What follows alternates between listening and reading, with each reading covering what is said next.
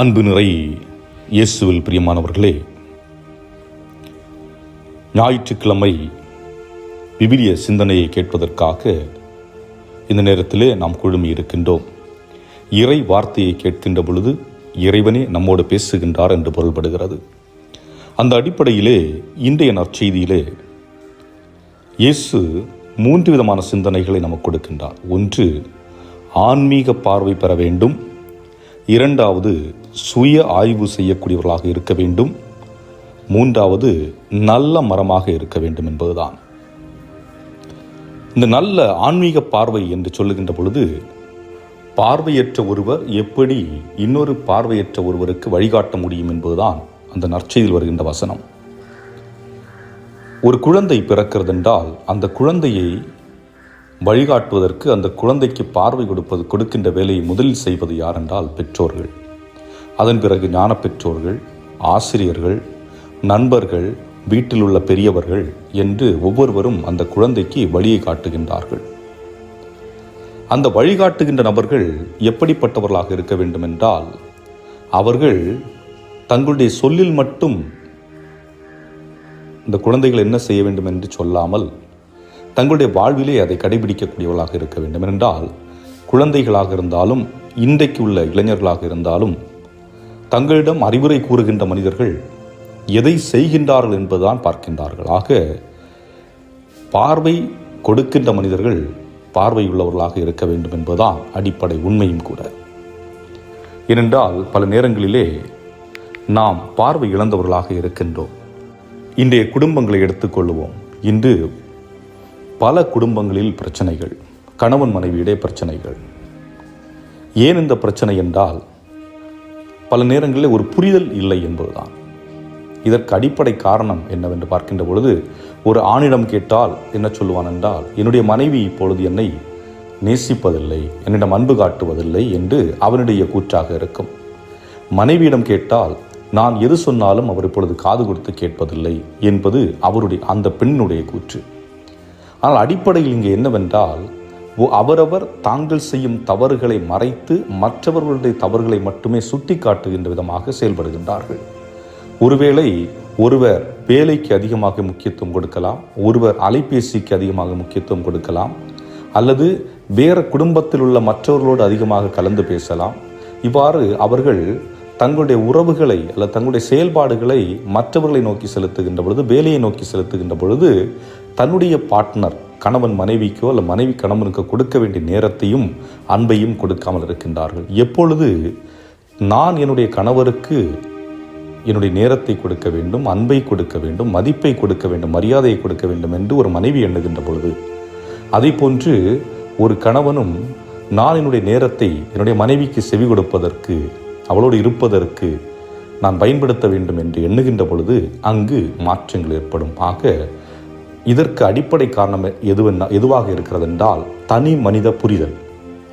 தன்னை பற்றி ஒருவர் எப்பொழுது புரிந்து கொள்ளுகிறாரோ, அந்த புரிந்த விடயத்தை வைத்து தன்னுடைய வாழ்வில் எப்பொழுது மாற்றத்தை கொண்டு வருகிறாரோ, அப்பொழுதுதான் அவர் வழிகாட்டியாக மாற முடிகிறது.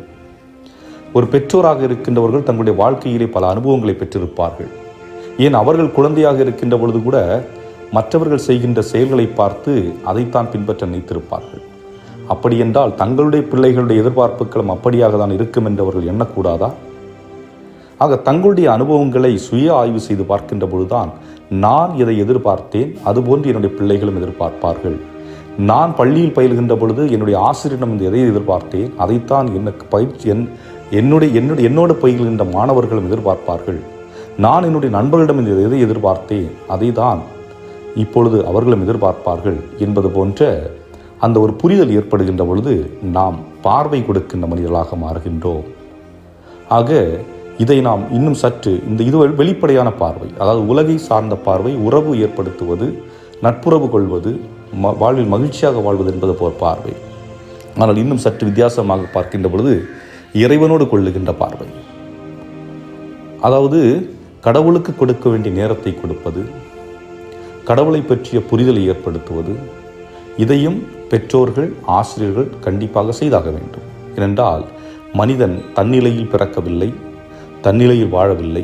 மாறாக ஒருவர் படைத்திருக்கிறார், இன்னொருவர் அவர்களை சிறு வயதிலிருந்து தூக்கி வளர்த்து வழிகாட்டுகின்றார். ஆசிரியர்கள் அவர்களுக்கு தேவையானவற்றை செய்து கொடுக்கின்றார்கள். இவ்வாறு ஒவ்வொரு நிலையிலும் யாரோ ஒருவர் அந்த குழந்தைக்கு, அந்த இளைஞருக்கு, அந்த திருமணமான நபர்களுக்கு வழிகாட்டி கொண்டிருக்கின்றார். ஆக கடவுள் சார்ந்த பார்வையும் மனிதம் சார்ந்த பார்வையும் இரண்டும் தேவைப்படுகின்றது. ஆகவே அனைவரும் பார்வையுள்ளவர்களாக மாறி மற்றவர்களுக்கு வழிகாட்ட வேண்டும் என்பது முதல் சிந்தனையாக இருக்கின்றது. முதலாக பார்க்கின்ற பொழுது சுய ஆய்வு. சிறு வயதில் சில நேரங்களிலே சில பெற்றோர்கள் செய்வதுண்டு. அது நம்முடைய குடும்பங்களிலும் பல நேரங்கள் நடந்திருக்கலாம். நாம் நடந்து செல்லுகின்ற பொழுது ஒரு கதவில் இடித்து விடுவோம், அல்லது ஏதாவது கல்லில் தட்டி கீழே விழுந்து விடுவோம். ஏதோ ஒரு சைக்கிளில் போய்கொண்டிருக்கின்ற பொழுது, சின்ன சைக்கிளில் போய்கொண்டிருக்கின்ற பொழுது தவறுதலாக கீழே விழுந்து விடுவோம். இங்கே நம்முடைய பெற்றோர்கள் இரண்டு நிலையில் செயல்படலாம். ஒன்று, பார்த்து வந்திருக்கக்கூடாதா, கல் கிடக்குது இல்லை, பார்த்து வந்திருக்கலாம் இல்லை, கதவு இருக்கிறது இல்லை, திறந்திருக்கா மூடியிருக்கணும், பார்த்து வந்திருக்கலாம் இல்லை, அப்படி என்று சொல்லியிருந்தால் அது சரியான வழிகாட்டுதலாக இருக்கும்.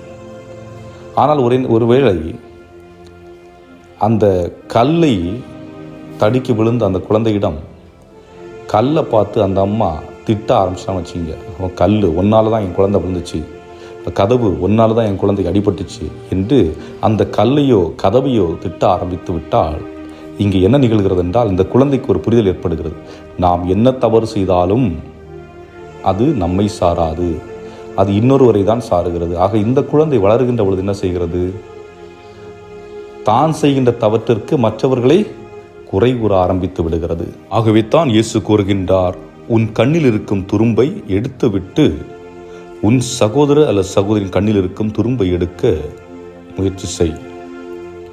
ஏனென்றால் உன் கண்ணிலே தெளிவற்ற நிலை இருக்கின்ற பொழுது எப்படி நீ தெளிவோடு இன்னொரு நபருடைய வாழ்வில் இருக்கின்ற கரைகளை நீ கண்டுபிடிக்க முடியும்? ஆக உன்னுடைய வாழ்வை முதலில் சரிப்படுத்து. அதன் பிறகு மற்றவருடைய வாழ்வில் நடக்கின்ற நிறை குறைகளை நாம் சொல்ல முற்படலாம். சொல்லக்கூடாது என்பதல்ல, அதை எப்படி சொல்ல வேண்டும் என்ற நிலை இருக்கிறது. தாழ்ச்சியோடு சொல்லுவது, நிதானத்தோடு பொறுமையோடு அவர்களுக்கு புரியும்படியாக சொல்ல வேண்டும் என்றால் முதலில் நான் என்னை மாற்றிக்கொள்ள வேண்டும். ஆக சுய ஆய்வு செய்து தன்னை மாற்றிக்கொள்வதென்பது இரண்டாவதாக இயேசு கொடுக்கின்ற செய்தி. மூன்றாவதாக நல்ல மரம் நல்ல கனியை கொடுக்கும், கெட்ட மரம் கெட்ட கனியை கொடுக்கும். இங்கே மரம் என்று குறிப்பிடுவது நம்முடைய இதயத்தை. என்னுடைய இதயம் அன்பு நிறைந்த இதயமாக, இரக்கம் நிறைந்த இதயமாக, தாழ்ச்சி நிறைந்த இதயமாக இருக்கிறதென்றால் அது ஒரு நல்ல பலனை கொடுக்கும். ஏனென்றால் அன்பு, இதயம், இரக்கம், தாழ்ச்சி இருக்கிறதென்றால் அந்த மனிதனிடத்தில் மகிழ்ச்சி இருக்கும். எதற்கும் தேவையில்லாமல் ஆசைப்படுவதில்லை. அது பொருள் சார்ந்த விடயமாக இருக்கலாம், நபர் சார்ந்த விடயமாக இருக்கலாம். எதுவாக இருந்தாலும் அவர்கள் தன்னலமற்ற நிலையில் இருப்பார்கள். தன்னுடைய தேவை என்பது இருந்தாலும் பிற நலத்தில் அக்கறை காட்டக்கூடியவர்களாக இருப்பார்கள். அன்பை வெளிப்படுத்தக்கூடியவர்களாக இருப்பார்கள். முகத்திலே எப்பவும் புன்னகை பூக்கக்கூடியவர்களாக இருப்பார்கள். முகம் இருளடைந்து இருக்காது. ஏனென்றால் உள்ளத்தின் நிறைவே வாய் பேசும் என்பது போல் அகத்தின் அழகு முகத்தில் தெரியும். அகம் அழகாக இருக்கிறது, அதுபோன்று அவர்களுடைய முகம் அழகாக இருக்கும். அதுபோன்று உள்ளம் நிறைவாக இருப்பதனால் அவர்களுடைய வார்த்தைகளும் தெளிவாக இருக்கும், காயப்படுத்துகின்றது போன்று இருக்காது. ஆகவே நல்ல மரம் நல்ல கனியை கொடுக்கிறது. ஆனால் கெட்ட மரம், அதாவது நம்முடைய இதயத்திலே ஒருவேளை தற்பெருமை, கோபம், கசப்புத்தன்மை, இதுபோன்ற தேவையற்ற விடயங்கள் நம்முடைய அகத்திலே உள்ளே இருந்தால் அது அழுகிய நாற்றத்தை கொடுக்கும், கெட்ட மரமாக இருக்கும். என்றால் நம்முடைய வார்த்தையின் வாயிலாகவும் வாழ்வின் வாயிலாகவும் அது புலப்படும். ஆகவே சிந்தித்து பார்ப்போம். ஆண்டவர் இயேசு கிறிஸ்து நம்மிடம் கேட்கின்ற இந்த 3 விடயங்களை நம்முடைய வாழ்வில் முன்னிலைப்படுத்துவோம். 1, பார்வை உள்ளவர்களாக வாழ்ந்து மற்றவர்களுக்கு வழிகாட்டவும், சுய ஆய்வு செய்து தன்னை சரிப்படுத்திவிட்டு மற்றவர்களுக்கு வழிகாட்டவும், அதுபோன்று நம்முடைய இதயத்தை தூய்மையுள்ள இதயமாக மாற்றி நல்ல பலன் கொடுக்கக்கூடிய மனிதர்களாக வாழவும் வரம் வேண்டி இன்றைய நாளில் ஒப்புக் கொடுத்து ஜெபிப்போம். என்றும் வாழும் பரலோக பிதாவே, உம்மை போற்றுகின்றோம், உம்மை புகழுகின்றோம், உம்மை ஆராதிக்கின்றோம், உமக்கு நன்றி செலுத்துகின்றோம். நீர் எங்களுக்கு கொடுக்கின்ற படிப்பினைகளை நாங்கள் எங்களுடைய வாழ்விலே உள்வாங்கி அதன் அடிப்படையில் வாழ்ந்து எங்களுடைய வாழ்வில் வளம் பெறவும், அதோடு எங்களோடு இருக்கின்ற ஒவ்வொரு மனிதர்களும் அது வெளிப்படவும், எங்களுடைய சொல்லில் மட்டுமல்லாமல் செயலிலும் நாங்கள் சிறப்பான மனிதர்களாக வாழ்ந்து தாழ்ச்சி என்னும் கொடையை அடிப்படையாக கொண்டு வாழக்கூடிய அருளையும் ஆற்றலையும் எங்களுக்கு அளித்தருள எங்கள் ஆண்டவராய கிறிஸ்து வழியாக மன்றாடுகின்றோம். ஆமென்.